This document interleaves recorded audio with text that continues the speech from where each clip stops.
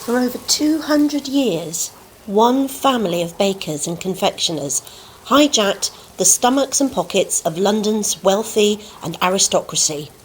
This is the story of the Gunters. The Gunter dynasty of Gunters, famous pastry cooks and confectioners, is long and complicated. James Gunter probably harkened originally from Abergavenny in Wales, moving to London to establish premises at 7 and 8 Berkeley Square, London. Premises he once shared with Domenico Negri, who was at one time London's leading confectioner, bestowed a royal warrant, which he delivered from his shop, the Pineapple, or Pot and Pineapple. James Gunter eventually took over around 1800, rebranding it under the Gunter name. There must have been a union of marriage somewhere between James's family and his original business partner, Domenico Negri, as lawyers representing an Anne Negri went to court in 1832 in an attempt to track down the long-lost child of her nephew, another James Gunter, who had military connections.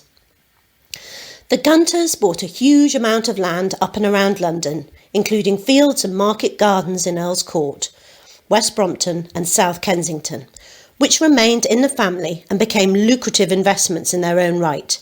Reminders exist to this day in London, with a legacy including the salubrious Gunter Grove in Chelsea and the Gunter Arms at the corner of Fulham Road, which I think may now be the Italian restaurant the Chelsea Corner. Here it is, pictured in 2007, being renovated. Many recalled a Mother Gunter down the Fulham Road who dispensed the cakes that were surplus stock that day to local schoolboys from her stall on wheels. And who was Mother Gunter? This would have been around the 1820s or 30s, so it may have been James's wife, although by this time she would undoubtedly have been quite old. James's son, Robert Gunter I, was trained in Paris and took over the business when James died in 1819, and he enlisted the help of his cousin, John Gunter.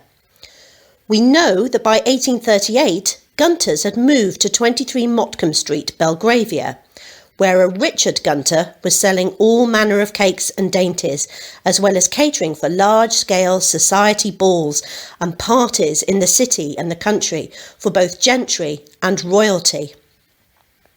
This is the important bit, as Richard Gunter, who is most associated with Gunters as a confectioner and caterer to the glitterati of London throughout most of the 19th century, is the one mentioned in all the records and the media, not Robert, who took over. Richard is widely referenced throughout the decades as the primary name behind Gunter's success. Whether this was an ongoing issue with replacing Robert with the name Richard is not clear, but Robert Gunter is barely mentioned at all during his ownership of the business, and John even less so. There are several books linked to this famous establishment. Gunter's Confectioner's Oracle, which was written in 1830 by another Gunter, William Gunter, who may have been one of James's sons. Again, this is confusing, as James's cousin, who was also named James and living in London at the same time, had a son of a similar age called William. Then there's Gunter's Modern Confectioner, written by an employer of Gunter's called William Jeans in 1861. And in addition, Frederick Nutt, whose book The Complete Confectioner takes great influence from his apprenticeship days at the Pot and Pineapple, most notably with his many recipes for ice cream. It looks like Richard Gunter died at around the age of 63 in 1867, but the business remained family-run and survived into the mid-20th century, following several more relocations, additional shops, and notoriety for their chocolates during the 1930s. Gunters was advertising as a distinguished 200-year-old catering company based in Mayfair as late as 1967.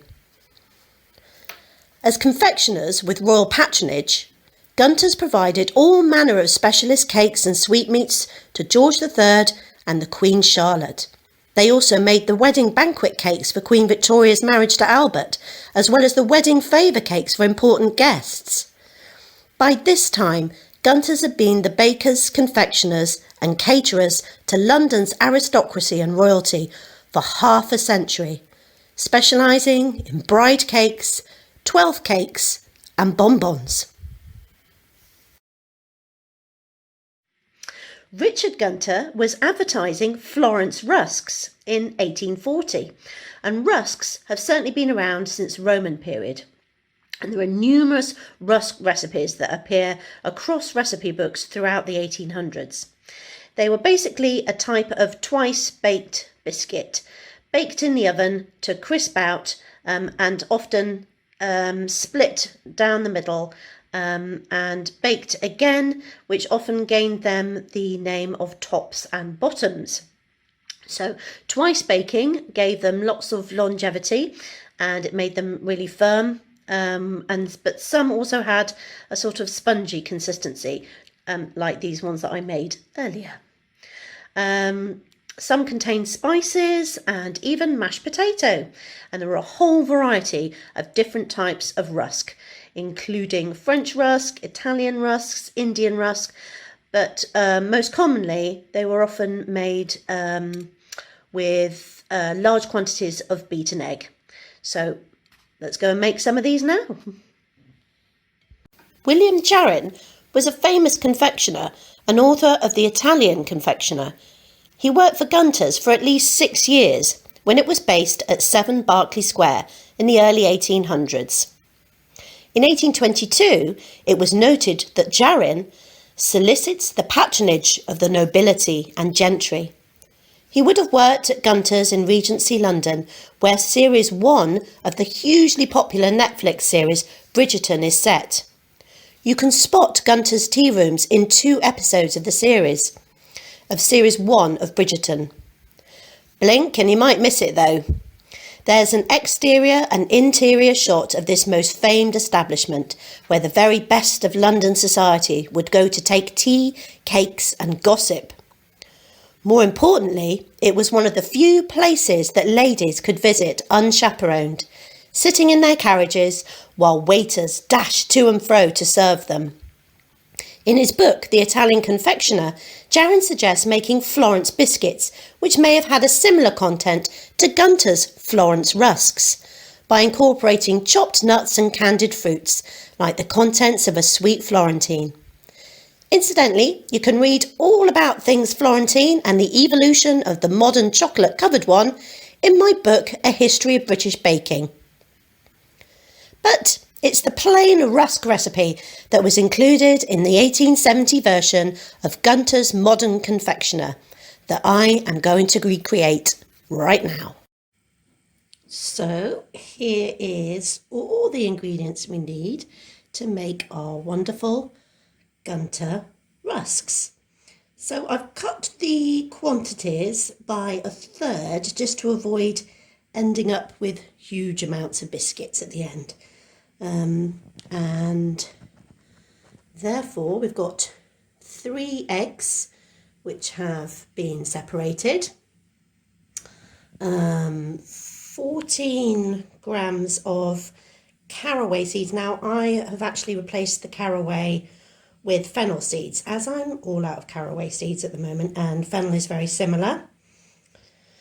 100 grams, around 110 grams of sugar, pounded down obviously back then in the pestle and mortar from the loaf. And then just 85 grams of flour, which will need to be finely sifted. Okay, so now let's go make them. Okay, let's get making rusks.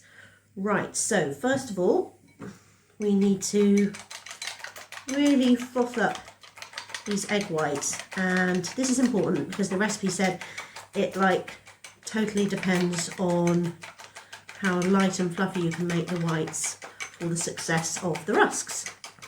So I'm using a wooden whisk, which you probably would have used then, which is actually quite sturdy and can give my modern metal whisk a run for its money. Right, these are getting quite fluffy now. Now I'm going to tip those into the bowl. So that's 3 fluffy egg whites, and then it says to gradually add the egg yolks. So 3, we do need to beat those as well. So we need to beat those gradually in to the whites. This is beating all the time. So it's obviously important to get a lot of air into these rusky biscuits, so that they're quite light, as they've got to be baked twice, so you don't want them to be heavy old big ship's biscuits. Okay, so I'm going to keep beating that. See? There we go. It's like a big old omelette at the moment.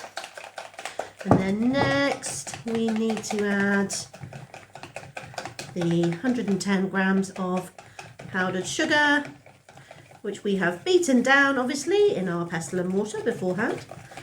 So beating this in and continue whisking it, and then we need to add the seeds. There's an awful lot of seeds here, and when they did include seeds in recipes, they always added huge amounts. It's like 14 grams, so, and that's a third of what was originally requested. Right, so in the seeds go. Nice sound that. There we go, nice and whisked up. So what we need to do now is sift that flour in. So it's about 85 grams of flour. There you go. It smells delicious actually. A bit aniseedy. And we need to gradually sift this flour in. This is an old sifter that would have been used back then in the 19th century. So we're going to gradually add it, and it says to use a spaddle, which was a bit like, this is an old sort of 1930s one actually, but a spaddle was sort of a cross between a spoon and a spatula, so you could nicely fold things in. So we're going to sift that flour just gradually while folding it to get some air in. Just to keep stirring it with the spaddle, and then a little bit more. Keep folding it in. Last bit over there. You can see it's folding it in so it all comes together, but we try and keep that lightness. Okay, and the recipe suggests baking this in a foot long mould, which is just a couple of inches deep. So what I'm going to do is, because I've reduced the quantities, I'm just going to use a standard mould, and this one's about 20 centimetres, and it's a bit deeper, but because there's less ingredients, we shouldn't have a really deep biscuit, I hope. So I'm just going to pop this in.